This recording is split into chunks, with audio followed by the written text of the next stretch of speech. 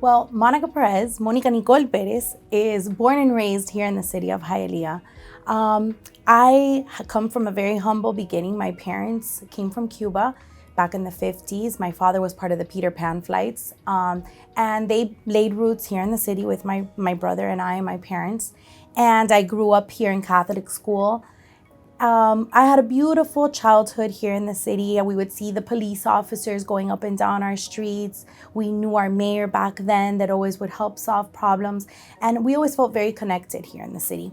As I grew up, I chose to live here with my husband and my two children. Now I just had a baby now in December of this last Christmas, and we decided to lay roots here and raise our own family here in the city. And as I've grown up, I went to FIU. I studied to become a teacher. And it's something that I knew that I wanted to come back to this city and give back to our community.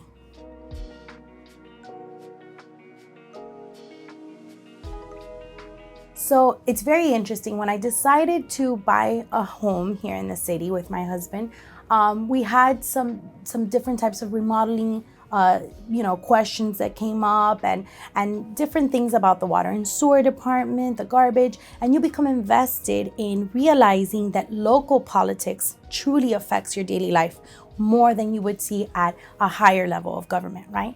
Once I realized the power of local government, I realized that I wanted to be part of that representation. In addition to that, you do see in politics a kind of ugly side, right?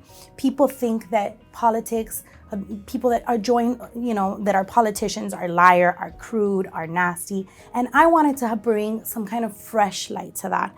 And there's a big responsibility when it comes to this because I'm a school teacher. So therefore, I had students watching the news. I had students and parents saying, hey, you're part of local government now. And I had to watch my actions. So it became that I wanted to bring a fresh new perspective, not only to local politics, but to politics in general.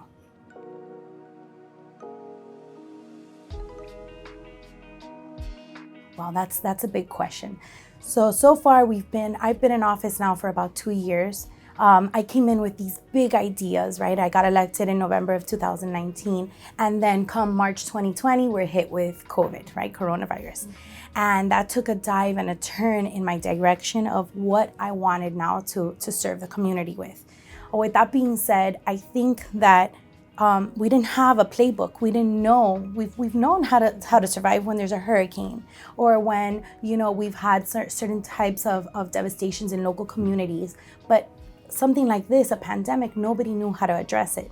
So it became very interesting that's when I saw a lot of my leadership skills, a lot of my creativity, along with my office, that we've never done this, working together to kind of come up with solutions. I'm proud to say that once we saw the need in the community, and saw what truly needed to be addressed, we were able to schedule over 800 vaccine appointments with our elderly in our community. We also worked with a company called TMI, and we scheduled plasma drives. So we were able to give back through different departments here in the city, our police department, our fire department, our water and sewer, records. Everyone here in the city that had already had the virus donated their plasma, and we gave back to our local community and saved a lot of lives through that plasma drive.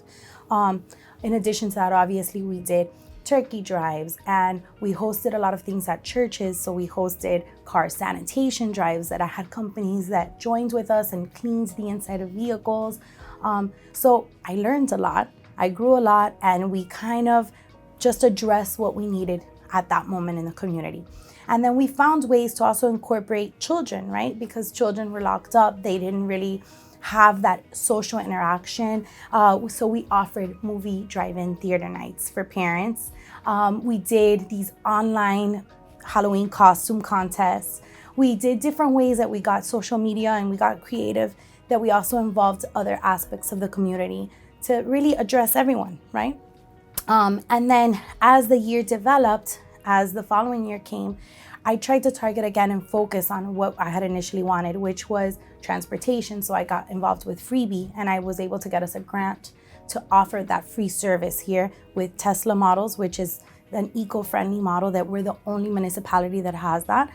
I was able to bring in and work with a whiskey company to host free community refrigerators at our Hialeah housing communities. So for the elderly, and I got different companies involved donating food. So these are people that didn't or couldn't go out into the community. They were afraid to go to the supermarkets. They were afraid because they had to wear gloves and they were using the bus and they didn't want to be touching public transportation. So we brought these food items to them so they didn't have to leave their homes, right at their lobby downstairs. So we found different ways to address different needs in the community.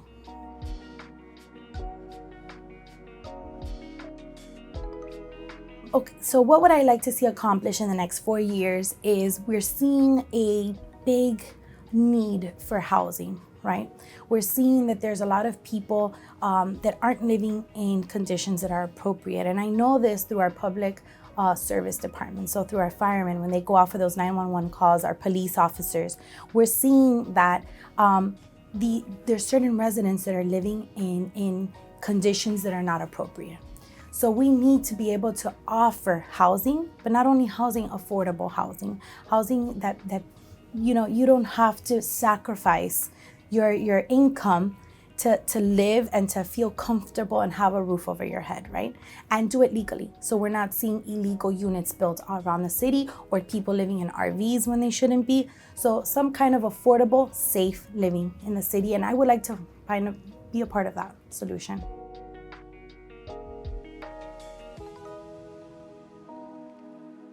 Well, many people are doing business in Hialeah, and many franchises are seeing that when they do invest in our city, their location is #1 nationwide. So those are statistics that we're seeing for many franchises.